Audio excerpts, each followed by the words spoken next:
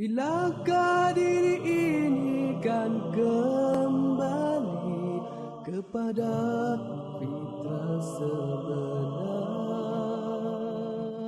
Pagiku ingat, petangku alpa, begitulah silih berganti. A'udzubillahi minasyaitonirrajim. Bismillahirrahmanirrahim. Astaghfirullah rabbi wa atubu ilaihi walhamdulillahi rabbil alamin. Summa salatu wassalamu ala asyrafil anbiya'i wal mursalin, habibina wa habibi rabbil alamin, Abil Qasimi Muhammad wa ala alihi at-tayyibin at-tahirin al-ma'sumin al-muntajabin. Amma ba'du, assalamualaikum warahmatullahi wabarakatuh. Allahumma antikni bil huda wa alhimni taqwa. Para pemirsa yang budiman di mana saja Anda berada, semoga Allah selalu menjaga Anda dari segala mara bahaya, baik merupakan bahaya lahiriah atau bahaya batiniah, dan selalu diberi kesejukan sehingga selalu tenang dalam menghadapi berbagai problema kehidupan di dunia ini. Dan semoga Allah memberikan inayah kepada para pemirsa sekalian dan begitu juga kepada kami, taufik kepada keberhasilan untuk menjadi seorang hamba, seorang budak, seorang sahaya. Karena sahaya atau hamba ini merupakan hikmah terbesar dari diciptakannya manusia. Sebagaimana Allah berfirman, A'udzubillahi minasyaitonirrajim, Bismillahirrahmanirrahim. Ma khalaqtul jinna wal insa illa liya'budun. Tidak aku cipta jin dan manusia kecuali untuk mengabdi. Sudah tentu pengabdian di sini atau ubudiyah di sini bisa bermakna dua tahapan. Yang pertama, mengamalkan ubudiyah itu sendiri, yakni mengamalkan taat. Yang kedua, ketika seseorang mengamalkan taat, tujuannya adalah membudakkan diri, yakni meniadakan dirinya di hadapan Allah Subhanahu wa taala. Oleh karena itu, mungkin ini juga bisa menjadi isyarah kepada makna yang sesungguhnya yang diinginkan dalam ayat ini, yaitu li'an yakuna abidan, yakni agar supaya menjadi hamba. Oleh karena itu, kelaziman seseorang menjadi hamba, menjadi hina di hadapan maulanya, di hadapan tuannya, yang dalam hal ini adalah Tuhan, sebagai ma'bud, sebagai yang dihamba. Kelazimannya adalah kemuliaan, meninggikan, memuliakan Allah Subhanahu wa taala sebagai maula kita, sebagai tuan kita, sebagai yang disembah oleh kita, sebagai yang ditaati oleh kita, sebagai yang ditawadui oleh kita. Oleh karena itu, semoga Allah memberikan kepada kita sekalian inayah sehingga kita berhasil menjadi hamba ini.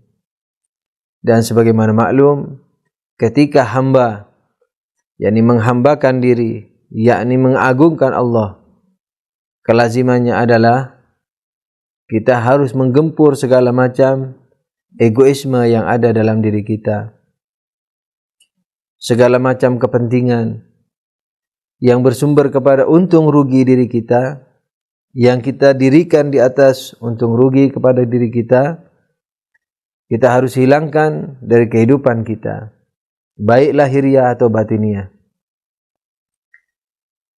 Jadi dalam mengatur keluarga, dalam membina keluarga, dalam membina diri sendiri, dalam membina lingkungan dan seterusnya, dalam hal aktivitas apa saja. Dasar pemikiran kita tidak boleh di atas dasarkan kepada keegoan atau anania atau kepada untung rugi daripada seseorang atau untung rugi daripada diri kita sendiri.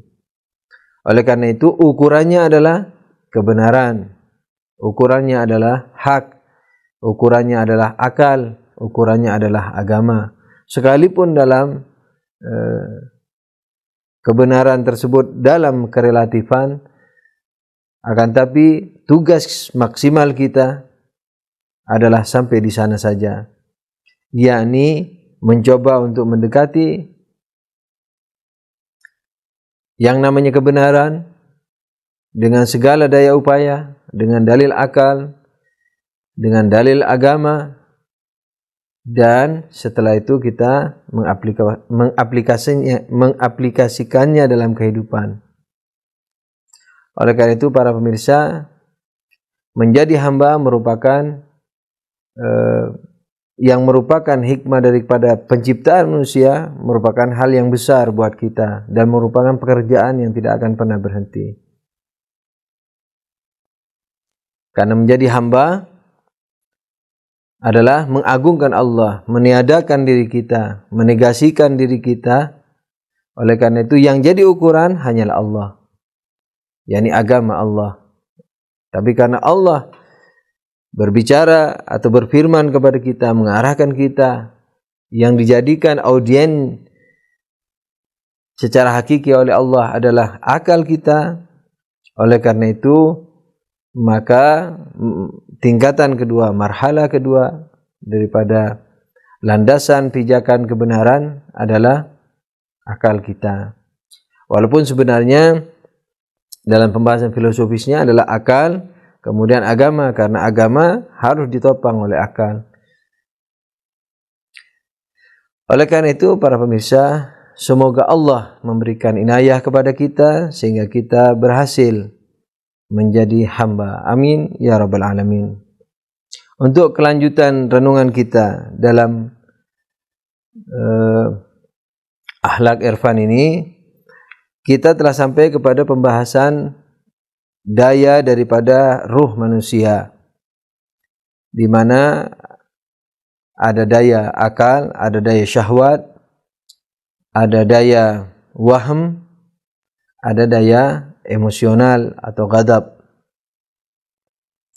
Dan kajian kita sudah sampai kepada pembahasan daya syahwat yang pada pertemuan 2 kali, kurang lebih pertemuan yang telah lalu kita telah memasuki daya syahwat ini.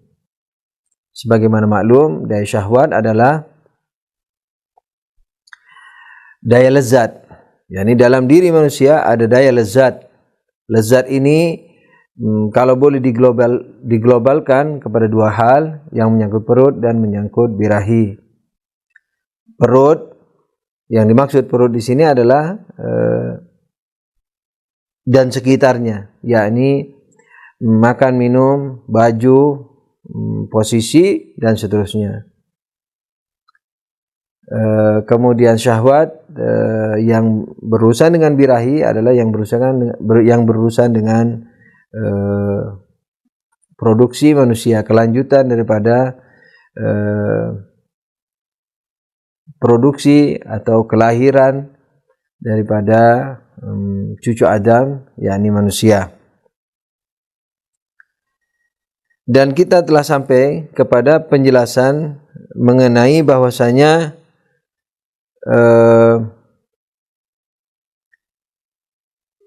ukuran daripada orang yang dalam menanggapi syahwat ini ada 2 kategori. Kategori pertama adalah kategori yang ada 3 kategori. Kategori pertama adalah yang menghamburkan syahwat. Kategori kedua adalah yang memanjakan syahwat. Kategori ketiga adalah yang mengekang syahwat. Kategori pertama, kita tidak bahas di pelajaran kita karena merupakan yang mencampur adukkan antara haram dan halal. Sekalipun ini lebih condong kepada pembahasan fikih, tapi bisa ditinjau dari sisi akhlak, bahwasanya sebagaimana maklum bahwa pelajaran akhlak adalah karakter, jadi karakter manusia. Jadi dilihat dari sisi karakter, maka dimensi haram halal atau dimensi fikih ini bisa menjadi pelajaran akhlak. Oleh karena itu, golongan pertama ini adalah golongan yang menghamburkan yang namanya daya lezat ini. Yang dimaksudkan menghamburkan adalah yang mencampur adukkan antara haram dan halal. Dia tidak peduli apakah itu haram, apakah itu halal. Dan yang kedua adalah yang memanjakan. Ini istilah khusus sebenarnya. Yang dimaksudkan memanjakan adalah dia tidak mencampurkan penggunaan syahwat ini kepada hal yang diharamkan oleh Allah Subhanahu wa taala. Dia hanya mengkhususkan kepada yang dihalalkan, akan tapi dimanjakan, yakni dia dalam menggunakan daya lezat ini walaupun dipakai kepada daerah yang dihalalkan oleh Allah Subhanahu wa taala, akan tapi dia nikmati. Artinya dia manjakan syahwatnya itu. Dia lepaskan, dia manjakan. Sebagai contoh misalnya dia sangat menikmati atau menikmati bajunya yang dia pakai. Dia betul-betul memilih baju yang dia suka untuk dipakai, dibeli dan dipakai. Dia betul-betul menyukai makanan yang dia suka. Dia betul-betul menyukai misalnya proyek-proyek yang dia suka. Dia betul-betul menikmati kehidupan atau segala macam aspek kehidupan dengan melezatinya. Tentu saja dibatasi kepada yang halal. Nah, ini dibahas pada kajian yang telah lalu, bahwasanya ukuran orang-orang seperti ini, sekalipun dia telah meletakkan kepada hal-hal yang dihalalkan oleh Allah Subhanahu wa taala, bahkan mungkin pada tempat-tempat yang dapat memancing pahala. Sebab kadang-kadang kelezatan ini juga mengandung pahala pada beberapa tempat. Nah, oleh karena itu orang yang mencukupkan sebatas kepada halal Allah Subhanahu wa taala ini, dia memiliki ukuran tersendiri dalam kehidupan, pandangan tersendiri. Nah, oleh karena itu kalau kami mengajak para pemirsa untuk merenungi akhlak ini dari bawah, karena kita mau membuat konstruksi terhadap akhlak ini supaya kita dapat dengan jelas meletakkan masalah pada tempatnya, kemudian menyorotinya dengan tepat dan mencari jalan keluar yang baik dan yang tepat pula. Nah, ukuran daripada kehidupan orang yang kedua ini, golongan kedua ini, adalah bahwasanya baik buruk dalam kacamata dia ini adalah diukur dengan hasil yang didapatkan oleh pekerjaannya itu atau oleh pemikirannya. Karena setiap pekerjaan kan didahului oleh pemikiran, kemudian diaplikasikan dalam perbuatan. Nah, pikiran dan aplikasi tersebut akan dikatakan baik manakala meraih keuntungan yang dijadikan tolok ukur daripada kehidupan dia tadi, yaitu apa? Yang memanjakan kenikmatan-kenikmatan yang dihalalkan oleh Allah Subhanahu wa taala. Nah, ini bahayanya, sekalipun dihalalkan oleh Allah tetap memiliki nilai bahaya. Kenapa? Karena bagi dia ukuran kebenaran dan ukuran kebatilan bisa bercampur aduk, yakni bisa tidak murni. Nah, ketika tidak murni dalam menatap masalah yang dihadapi dalam kehidupannya, dalam segala aspeknya, keluarga, tetangga, negara, apa saja.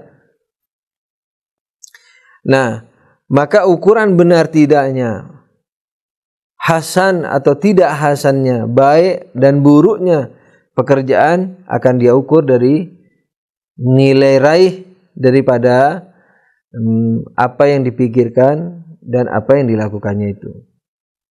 Maka itu misalnya sukses tidak suksesnya seseorang akan diukur oleh lezatnya ini, lezatnya keduniaan ini. Maka itu orang yang misalnya berbisnis, ketika bisnisnya dia menghasilkan keuntungan yang banyak, dia akan katakan bahwa orang itu sukses. Ketika dia menjadi mubaligh, kemudian muridnya banyak, yang datang di kajiannya banyak, maka akan dikatakan sebagai mubaligh yang berhasil. Ketika dalam keluarga dia bahagia, tidak kekurangan dalam pakaian, dalam makanan, tidak kekurangan dalam segala macam yang menjadi syarat bagi kebahagiaan keluarga, manakala dia dalam keadaan seperti itu, sehat diantaranya, misalnya sehat, maka dikatakan bahwa dia berhasil dalam membimbing keluarga. Akan tapi sebaliknya, kalau dia mubaligh atau ustadz kemudian tidak banyak peminatnya, tidak banyak muridnya, akan dikatakan gagal. Kalau dalam keluarganya selalu terdapat gelombang ujian, sehingga susah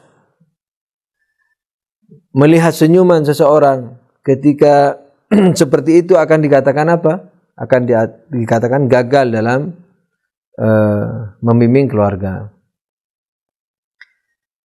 Jadi ukuran berhasil tidaknya, salah satu contohnya yang berbahaya adalah seperti hal tersebut. Jadi kalau sehat berhasil, kalau sakit tidak berhasil. Kalau kaya berhasil, kalau miskin tidak berhasil. Kalau banyak murid berhasil, kalau sedikit murid tidak berhasil, dan seterusnya. Nah, ini bahayanya bagi kriteria kedua ini, itu menyangkut hal yang kebetulan berhubungan dengan kehidupan agama kita. Jadi kehidupan beragama kita. Jadi pertama bahayanya kepada nilai ukur yang sudah salah. Kemudian bahaya yang lebih besar lagi, penisbahannya, penghubungannya kepada agama Islam. Kalau kita Muslim, kepada agama yang lain kalau dia agama yang lain. Jadi seakan-akan baik benar yang kita lihat itu adalah baik benar secara agama. Jadi baik benarnya seseorang yang kelompok kedua ini akan menjadi baik benarnya agama Islam. Nah, maka itu Rabbana atina fid dunya hasanah wa fil akhirati hasanah, yang dikatakan Rabbana fid dunya hasanah yakni apa? Yakni sehat, berkecukupan ekonomi, kemudian berhasil menjadi mubaligh dalam artian tadi itu banyak murid dan seterusnya, sekolahnya yang dibuat, pesantrennya yang dibuat, banyak muridnya, besar, dana yang banyak, yang masuk banyak dan seterusnya. Nah, itu Rabbana fid dunya hasanah. Hasanatud dunyanya seperti itu. Dan wa fil akhirati hasanah, yakni surga. Wa qina adzabannar, jelas yakni dan jauhilah kami dari neraka. Nah, padahal di dalam ini ada semacam jebakan halus. Karena apa? Kita sudah bincangkan sebelumnya bahwa daya lezat yang diberikan oleh Allah Subhanahu wa taala ini bukan untuk dihamburkan, bukan juga untuk dimanjakan. Yani bukan untuk dihamburkan kepada haram halal, bukan untuk dimanjakan kepada yang halal. Akan tapi falsafah daripada diciptakannya daya lezat ini supaya orang atau supaya manusia bisa berkesinambungan adanya. Keturunannya supaya terus berlanjut. Sebagaimana sering disinggung bahwa kalau seseorang tidak punya syahwat birahi, kelezatan birahi, nafsu birahi, maka dengan problem yang dihadapi, pekerjaan belum ada atau pekerjaannya belum mantap dan seterusnya, sulitnya mencari pasangan dan seterusnya, maka orang tidak akan mencari jodoh, tidak akan mencari pasangan, akan malas. Nah, oleh karena itu manusia akan segera putus kelanjutannya, keberadaannya. Begitu pula juga seandainya manusia tidak diberi oleh Allah Subhanahu wa taala daya lezat dalam yang berhubungan dengan perut dan sekitarnya itu, maka orang akan menjadi malas makan. Itu pun kalau ada yang dimakan, kalau tidak ada, malas mencari. Maka kalau demikian halnya, maka manusia malas mencari makan, malas makan, mencari makan malas, kalau sudah ada juga malas. Akhirnya dia akan menjadi sakit, akhirnya kejiwaannya bisa terganggu, daya pikirnya bisa terganggu dan seterusnya, aktivitasnya juga terganggu. Kalau begitu bagaimana dia bisa membangun dirinya? Bisa mengolah alam ini sebagai alat untuk mengabdi kepada Allah Subhanahu wa taala. Nah, bagi golongan ketiga, yakni golongan yang membatasi, yang memenjarakan daya lezat ini, itu adalah membatasinya akal ini bukan kepada, membatasinya daya lezat ini bukan kepada yang dihalalkan Allah saja, tapi pada yang dihalalkan Allah dan pada yang necessary saja, pada yang penting-pentingnya saja, pada yang pokok-pokoknya saja. Nah, ini golongan yang ketiga. Jadi yang membatasi kepada apa? Kepada yang halal dan yang dibutuhkan secara necessary oleh manusia. Misalnya seperti baju. Baju tujuannya adalah menutup aurat kita. Sudah, dia pakai baju yang sekedar menutup aurat dia. Dia tidak mencari baju yang model yang dia suka, warna yang dia suka. Dia tidak memanjakan kesukaan kepada selain necessary, kebutuhan katakanlah primernya saja. Makan juga begitu. Makan dibatasi kepada falsafah makan, yakni untuk sehat. Oleh karena itu makan yang bergizi. Dia tujuan makan hanya mencari gizi, mencari vitamin sebagai hal-hal yang diperlukan oleh energi dia untuk berpikir, beraktivitas dan seterusnya. Jadi dia tidak peduli makanan itu enak bagi dia atau tidak enak. Yang disorot oleh dia adalah bagaimana membatasi daya lezat ini kepada yang diridai oleh Allah dan kepada batas minimalnya, yakni kepada batas-batas yang hanya diperlukan secara tidak bisa tidak, yakni secara niscaya, secara necessary. Nah, sudah tentu pembatasan ini memerlukan kepada akhlak, memerlukan kepada alat. Alatnya yakni apa? Akal.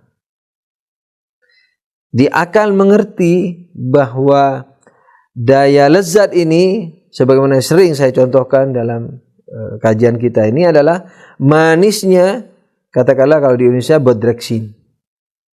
Tapi kalau orang sudah besar, tidak perlu dikasih bodreksin, dikasih bodrek. Jadi dikasih obat yang tidak perlu manis, karena dia dengan kekuatan daya akalnya, dia sudah mampu bahwa obat ini sekalipun mungkin pahit, akan tetap dimakannya. Itu orang yang bekerja dengan akalnya. Tapi yang bekerja dengan daya lezatnya seperti anak kecil tadi, maka dia tidak akan minum obat yang diperlukan untuk mengobati sakitnya kecuali kalau manis. Nah, golongan kedua manis itu yang dicari. Golongan ketiga sehat yang dicari. Nah, cuman bedanya golongan pertama dan yang kedua, manis yang dicari. Yang pertama manis dicari, tak peduli haram halal. Yang kedua manis dicari tapi halal saja. Yang ketiga sehat yang dicari, bukan manis. Nah, alat pertama yang dipakai adalah yang bernama akal. Kemudian sudah tentu agamanya. yakni karena bimbingan agama menyuruh kita kepada hal tersebut. Oleh karena itu fid dunya hasanahnya berbeda dengan fid dunya hasanahnya golongan kedua. Rabbana atina fid dunya hasanah, bagi golongan ketiga ini bukan sehat, bukan uang, bukan senyum, bukan tidak punya problem, bukan banyak murid dan seterusnya. Tapi apa? Berjalan di jalan yang diridhai Allah pertama, dan yang kedua mencukupkan kepada yang dorori saja, dan yang ketiga apa? Ini yang paling inti adalah mencapai kelezatan batini, yakni kelezatan ukhrawi, kelezatan bertuhan, kelezatan mengabdi dan taat kepada Tuhan. Jadi lezatnya sudah tidak berupa kelezatan duniawi lagi. Maka dari itu ukuran dia keberhasilan misalnya menjadi mubaligh bukan banyak sedikitnya murid, tapi ukuran dia adalah apakah dia itu benar-benar dalam menyampaikan masalah itu sesuai dengan tolok ukur Islam, sesuai dengan zamannya, sesuai dengan keikhlasan, sesuai dengan masalah yang dihadapi masyarakat. Dia berceramah itu atau mengajar itu sesuai dengan yang diinginkan Allah atau tidak. Nah, ini ukuran kebenarannya. Begitu juga dalam keluarga, mungkin sering menangis, tapi berhasil dalam tatapan dia. Kenapa? Karena tangisannya misalnya dalam hal-hal juang, misalnya mungkin dalam keluarga itu terdapat anak nakal. Misalnya, ketika terdapat anak nakal, bukan berarti si ayah atau ibunya atau orang tuanya tidak berhasil. Akan tapi ketika ibunya sudah membimbing atau ayahnya membimbing dia dengan benar dan terus menerus sesuai dengan ukuran Islam, maka dia sudah berhasil menjadi kepala rumah tangga. Oleh karena itu Allah berfirman dalam Al-Quran, A'udzubillahi minasyaitonirrajim, wa man kana yuridu harsad dunya nu'tihi minha. Dan seterusnya, kemudian man kana yuridu harsal akhirah nazid lahu fi harsi. Jadi surah Asy-Syura ayat 20 kurang lebih. Jadi barang siapa yang menginginkan dunia, kami berikan dia. Barang siapa yang menginginkan akhirat, kami juga berikan dia. Dan kami akan lebihkan kalau ingin akhirat. Ingin akhirat, ini ukuran kebenarannya itu adalah yang diinginkan Allah. Yang dalam hal syahwat ini, yang diinginkan Allah apa? Pada batasan yang diperlukan secara minimal oleh manusia. Bukan dimanjakan. Dan ini memiliki efek kepada hal-hal yang lain insyaallah yang di kemudian hari akan kita kaji.